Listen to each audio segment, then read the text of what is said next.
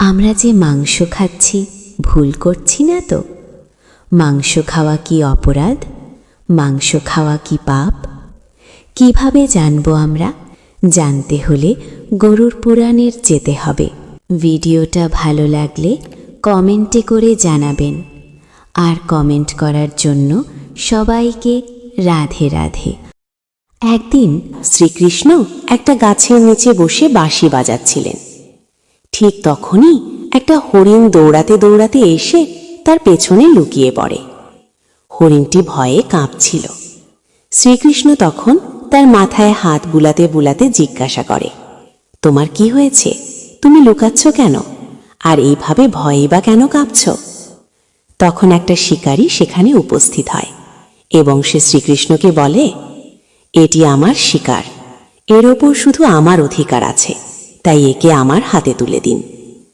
তখন শ্রীকৃষ্ণ বলেন, তুমি কি জানো না জীব হত্যা করা পাপ? আর তুমি একে হত্যা করে কি পাপী হতে চাও? তুমি কি জানো মাংস খাওয়া পাপ নাকি পুণ্য? এই কথা শুনে শিকারী বলল, আমি আপনার মতো জ্ঞানী নই, আমি জানি না মাংস খেলে পাপ হয় নাকি পুণ্য। আমি শুধু এইটুকুই জানি যে শিকার করাই আমার কাজ, আর আমি যদি শিকার না করি তাহলে আমি না খেয়ে মরে যাব। আর তাছাড়া এই প্রাণীকে আমি হত্যা করে একে তার জীবনচক্র থেকেই তো মুক্ত করছি। যতদূর আমি শুনেছি শাস্ত্রেও মাংসাহারে কোনো নিষেধাজ্ঞা নেই, এমনকি রাজমহারাজারাও শিকার করে থাকে। তাহলে এই পশু শিকার করা বা মাংস খাওয়া শুধুমাত্র কি আমাদের মতো গরিব মানুষের ক্ষেত্রেই পাপ? হে শ্রীকৃষ্ণ, আপনি বলুন, মাংস খাওয়া পাপ নাকি পুণ্য? শ্রীকৃষ্ণ বুঝতে পারলেন নিয়মিত মাংস খাওয়ার ফলে তার বুদ্ধি ভ্রষ্ট হয়েছে। তখন তিনি ওই শিকারীকে বললেন, এসো, আমি তোমাকে একটা গল্প শোনাই, সেটা শোনার পরে তুমি বিচার করো মাংস খাওয়া পাপ নাকি পুণ্য। তখন শিকারী ভাবল, ভালোই হবে, একটা গল্প শুনলে আমার সময়ও কাটবে এবং গল্পটা শোনার পরে এই হরিণের মাংস আমি খেতে পারবো। শ্রীকৃষ্ণ তখন গল্প বলতে শুরু করলেন। একবার মগধে আকাল দেখা দিল, যার ফলে শস্য উৎপাদন বন্ধ হয়ে গেল। তখন রাজা খুবই চিন্তায় পড়ে গেলেন এবং ভাবলেন, শীঘ্রই এর কোনো সুরাহা না করা গেলে যে সমস্ত খাদ্যশস্য সঞ্চিত আছে তাও একসময় শেষ হয়ে যাবে। তখন আরও বড় সমস্যা দেখা দেবে। এই সমস্যা সমাধানের জন্য রাজা তার রাজসভায় সমস্ত মন্ত্রী, সামন্ত এবং পরামর্শদাতাদের ডেকে পাঠালেন। তিনি তাদেরকে জিজ্ঞাসা করলেন, সব থেকে সস্তা খাদ্যদ্রব্য কি? সকলে তখন ভাবল, চাল, ডাল, আলু এই সমস্ত উৎপাদনের জন্য অনেক পরিশ্রমের দরকার হয় এবং অনেক সময়ও লাগে। তখন রাজসভায় উপস্থিত একজন সামন্ত, যার শিকার করার শখ ছিল, সে উঠে দাঁড়িয়ে বলল, রাজামশাই, সব থেকে সস্তা খাদ্যদ্রব্য হল মাংস, কারণ এর জন্য কোনো অর্থ ব্যয় করতে হয় না এবং তা খুব পুষ্টিকর খাবারও। সকলে তখন তাকে সমর্থন করল, কিন্তু এই কথা শোনার পরেও মগধের প্রধানমন্ত্রী চুপ করে বসেছিলেন। তখন রাজা তাকে জিজ্ঞাসা করলেন, আপনি কেন চুপ করে বসে আছেন? আপনি অন্তত কিছু বলুন, আপনার কাছে সব থেকে সস্তা খাদ্যদ্রব্য কি? প্রধানমন্ত্রী বললেন, আমার মনে হয় না সব থেকে সস্তা খাদ্যদ্রব্য মাংস, তবু এই বিষয়ে আমি আমার মতামত কালকে জানাবো। এরপর সেই রাতে ওই প্রধানমন্ত্রী যে সামন্ত মাংস সব থেকে সস্তা খাদ্যদ্রব্য বলেছিল তার বাড়িতে গেল।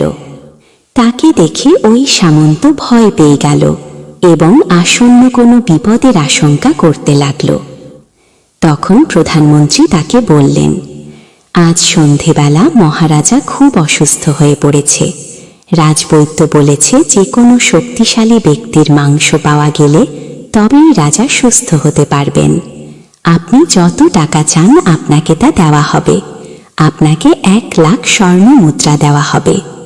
আপনি চাইলে একটা পুরো জমিদারি আপনার নামে লিখে দেওয়া হবে। তার বিনিময়ে আপনি শুধু আপনার বুকের থেকে 20 গ্রাম মাংস আমাকে কেটে নিয়ে যেতে দিন। এই কথা শুনে ওই সামন্ত ভয়ে কাঁপতে থাকল।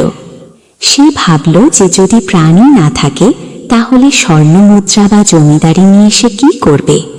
সঙ্গে সঙ্গে সে দৌড়ে ঘরে চলে গেল এবং 1,00,000 স্বর্ণমুদ্রা মন্ত্রীর হাতে দিয়ে বলল, মন্ত্রী মশাই, এই 1,00,000 স্বর্ণমুদ্রা আপনি আপনার 1,00,000 স্বর্ণমুদ্রার সঙ্গে যোগ করে নিন, আর এই 2,00,000 স্বর্ণমুদ্রা অন্য কাউকে দিয়ে তার মাংস নিয়ে নিন।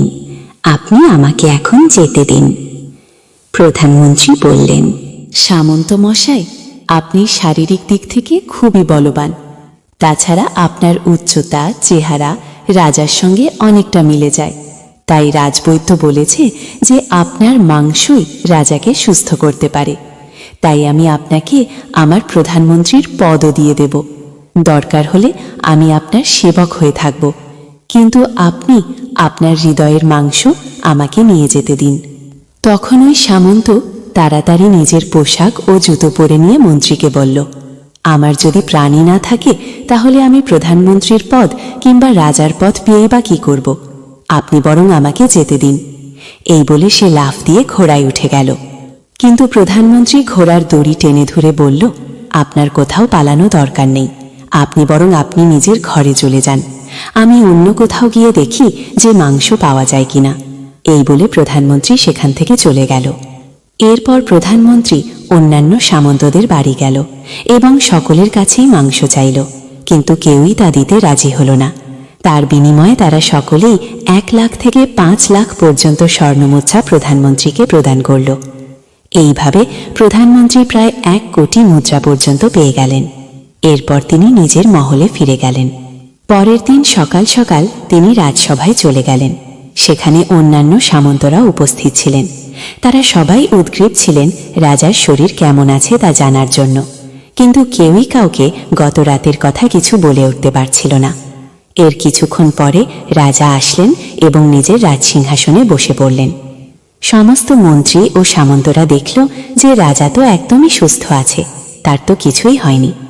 তখন সকলেই ভাবল যে প্রধানমন্ত্রী নিশ্চয়ই তাদের মিথ্যে কথা বলেছে, কিন্তু তারা কেউই সেই কথাটা মুখে বলে উঠতে পারছিল না। ঠিক সেই সময় প্রধানমন্ত্রী রাজার সামনে 1 কোটি স্বর্ণমুদ্রা রেখে দিল। তখন রাজা বলল, এই স্বর্ণমুদ্রা কিসের জন্য এবং এত স্বর্ণমুদ্রা আপনি কোথা থেকে পেলেন? এর উত্তরে প্রধানমন্ত্রী বললেন, 20 গ্রাম মাংসের জন্য আমি চারিদিকে ঘুরে বেড়ালাম, কিন্তু সেই গ্রাম মাংস আমি কোথাও পেলাম না। সেই মাংসের বদলে সমস্ত সামন্তরা এই স্বর্ণমুদ্রা আমাকে দিয়েছে। এবার আপনি বলুন, মাংস দামি না সস্তা? রাজা সব কিছু বুঝতে পারলেন। তিনি তার রাজ্যের শ্রমিকদের আরও কঠোর পরিশ্রম করে পুষ্টিকর খাদ্য উৎপাদন করতে বললেন এবং নিজের শস্য ভাণ্ডার থেকে তাদেরকে শস্য প্রদান করলেন। ওই 1 কোটি স্বর্ণমুদ্রা থেকে কিছু অর্থ তিনি শস্য উৎপাদনের জন্য ও সেচ ব্যবস্থার উন্নতিকল্পে ব্যয় করলেন এবং বাকি অর্থ প্রজাদের কল্যাণের জন্য তিনি প্রদান করলেন।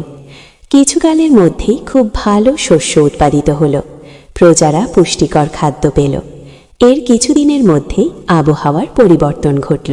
তাই জীবিত অবস্থায় যতটা সম্ভব সততা, ভক্তি ও করুণার পথ বেছে নিন। আমাদের ভিডিও ভালো লাগলে সবাই মিলে হ্যাপি গীতা চ্যানেলটিকে সাবস্ক্রাইব করবেন। আমি আশীর্বাদ করি সবাই ভালো থাকুন।